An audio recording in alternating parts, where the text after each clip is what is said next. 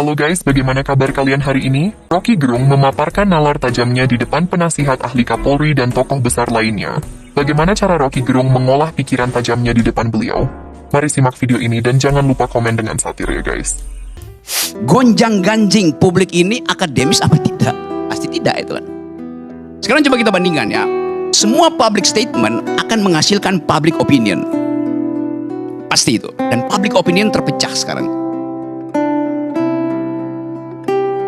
Bayar.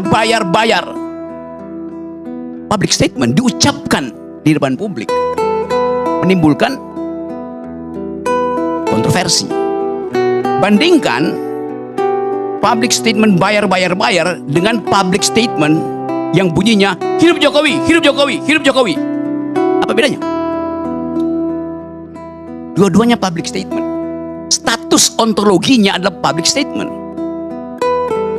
Si penyanyi yang bilang bayar perlu klarifikasi, karena itu public statement mesti diklarifikasi. Arahnya apa? Presiden Prabowo mengucapkan hal yang sama. Siapa yang mau klarifikasi? Buat fairness dalam demokrasi itu. Dua-duanya menimbulkan public opinion. Dua-duanya menimbulkan gonjang-ganjing. Si seniman dengan kecerdikannya membuat diksi itu tuh. Jadi polisi, bayar polisi. Mau jadi polisi, bayar polisi. Kan begitu tafsir epistemiknya tuh. Mau jadi presiden, puji presiden. Sama statusnya. Sudah jadi polisi masih bayar polisi. Sudah jadi presiden masih puji presiden. Saya terangkan ini sebagai problem narasi ya. Ada urusan saya dengan kekuasaan. Tetapi supaya fair, kita mau nilai juga kecerdasan publik itu sudah melampaui kemampuan tipu-tipu kekuasaan. Itu intinya tuh. Jadi kita mau anggap bahwa ini betul-betul terbuka satu prosedur demokrasi untuk mulai memilah mana yang menyebabkan orang ingin memuji, mana yang menyebabkan orang ingin mencaci itu. Kalau kita belajar hermeneutics itu, ilmu tafsir tentang narasi, tafsir tentang undang-undang, sangat mungkin si pembuat lirik bayar ini sangat mencintai polisi itu. Karena itu reverse logicnya dia bilang, kesel gue karena bahkan mau jadi polisi mesti bayar tuh. Artinya dia memang ingin jadi polisi, tapi dia ingin polisi itu bersih kan. Kan begitu psikologi terbaliknya kan. Hal yang sama bisa kita terapkan pada cara menganalisa narasi Presiden Prabowo. Hidup Jokowi, hidup Jokowi, hidup Jokowi. Jangan-jangan itu bukan pujian, tapi semacam satire. Yes. Kan begitu cara kita melihat kondisi ini. Jadi sekali lagi kalau kita terangkan secara lebih lebar dan lebih tebal, ada situasi di mana kita kekurangan liberal mind, kekurangan democratic value, itu dasarnya tuh. Sehingga orang menyelundupkan itu melalui satire itu. Lagu itu adalah satire, pujian Pak Prabowo juga ada satire itu. Karena kalau dibuka datanya, memang faktanya sekian puluh persen bahkan second di nomor 2 itu kebencian pada polisi itu ada di statistik tuh. Demikian juga kita perhatikan kebencian pada Jokowi ada di dalam statistik nomor 1 bahkan di kalangan mahasiswa tuh. Dan bunyinya adili Jokowi itu. Jadi itu yang kita maksud, kita buka ini supaya ada pembicaraan, ada academic discourse dalam masyarakat. Apa akibatnya? Kalau demokrasi tidak jalan, hukum yang bekerja. Penanda buat demokrasi tidak jalan, segala sesuatu adalah hukum. Kalau demokrasi jalan, tidak perlu ada hukum, karena saya bisa bercakap-cakap kok. Apa yang saya mesti ambil kitab KUHP pidana? Anda mengotori halaman saya karena rambutan Anda dahannya jatuh ke saya. Kenapa saya nggak bilang, oke, tolong daun saya dibersihin karena itu ke halaman Anda, tetapi rambutan saya juga bisa Anda panjat. Selesai kan? Itu yang namanya democratic value. Itu yang kurang di kita tuh. Selama 10 tahun kita dibuat nggak boleh berpikir bahkan itu oleh undang-undang ITE, gugup dan gagap kita untuk berpikir. Kalau di ruangan ini ada tulisan apa itu situ? No smoking. Di istana selama Jokowi memerintah ada tulisan no thinking. Gak boleh berpikir.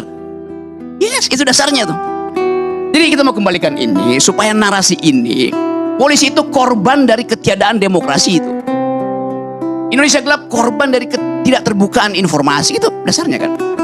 Jadi sekali lagi ini betul tadi Bapak, ini ide yang bagus karena dihubung-hubungkan dengan fondasi demokrasi adalah publicity itu.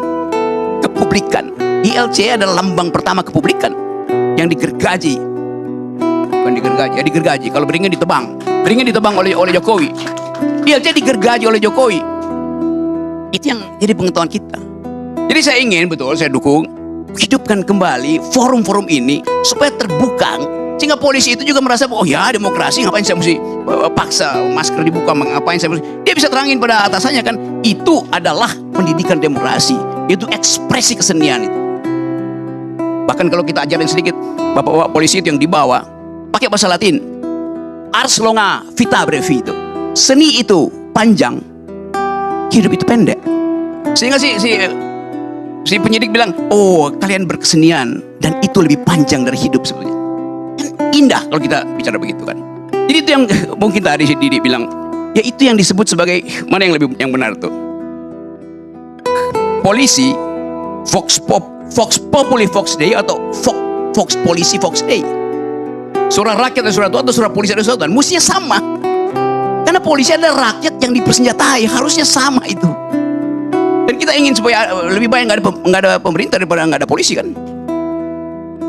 Di Inggris begitu intinya kan, lebih baik tidak ada perdana menteri daripada tidak ada Scotland Yard. Karena bangga betul pada polisi. Jadi sekali lagi saya kira ini bagian dari upaya kita untuk membiasakan perbedaan pendapat. Kalau kita lihat misalnya di dalam perspektif dunia, anak-anak punk ini sama dengan anak-anak rockers atau musik jazz blues itu kan semua isinya protes kan. Coba lihat misalnya lirik dari siapa yang 2016 dapat Nobel literatur, Bob Dylan. Lagunya tuh Man Gave Name to All the Animals. Itu liriknya itu betul-betul menghina kekuasaan. Karena kekuasaan itu disamakan dengan si babi, si anjing, si ular. Tapi dengan literasi yang sangat cerdas, dan itu yang menyebabkan Bob Dylan itu dapat Nobel di bidang literatur. Anda baca misalnya lagu yang dia kritik Eisenhower. Lagunya, judulnya Masters of War. Dia menghajar Eisenhower. Kan Eisenhower lah yang menyebabkan Amerika masuk lagi dalam perang Vietnam setelah perang dunia kedua itu. Dan senjata-senjata itu dikirim hanya untuk memusnahkan manusia yang berada di hutan-hutan Vietcong. Itu yang diucapkan dengan cara yang cerdas oleh Bob Dylan. Masters of War itu. Kan kita tahu bagaimana publik rakyat Amerika itu membenci perang walaupun itu perintah negara. Karena dibumbui atau disemangati oleh lirik-lirik dari Bob Dylan. Jadi semuanya itu biasa dalam sastra itu, ya kritik yang paling tajam adalah dengan sublimasi itu, mensublimkan persoalan itu tapi dengan kedalaman. Nah, kita belum biasa membaca itu.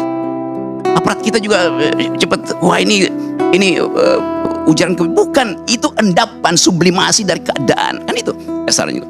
Apalagi penyanyi-penyanyi blues itu yang bahkan memaki-maki Tuhan dengan liris itu. Siapa? Janis Joplin, sebut aja siapa? Nina Simone itu pernah bikin lagu yang judulnya The Sinner Man, pendosa yang benci pada Tuhan karena Tuhan tidak menolong dia, maka dia pergi pertolongan pada iblis. Dianggap iblis lebih berguna dari Tuhan.